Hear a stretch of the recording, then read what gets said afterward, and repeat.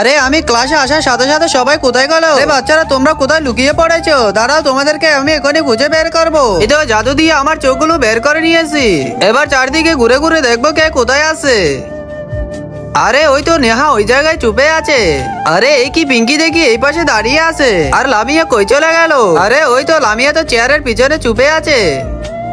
এবার দেখি তো সাদিয়া কই চলে গেল? আরে এই তো সাদিয়া লো বেঞ্চের মধ্যে বসে আছে। মানে সবাই স্কুলে এসেছে, আজকে পড়া শিখা আসে না, এজন্য তারা ক্লাস করতে চাচ্ছে না।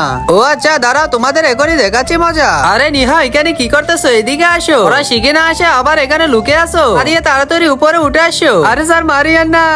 লামিয়ে বেঞ্চের মধ্যে কি করতেছো? এতক্ষণ ধরে ডাকতেছি, তুমি শুনতেছো না? আরে স্যার সরি সরি, আর কোনোদিন করবো না। আরে পিঙ্কি তুমি এখানে কি করতেছো? আরে স্যার না না, আমাকে মারিয়েন না। আরে এদিকে আসো, তোমাকে দাঁড়াও দেখাচ্ছি মজা। তাড়াতাড়ি ক্লাসে বসো।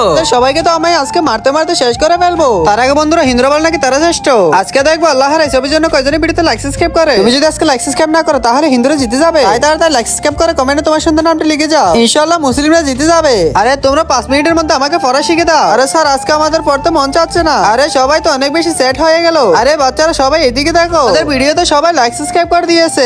সবাইকে ধন্যবাদ।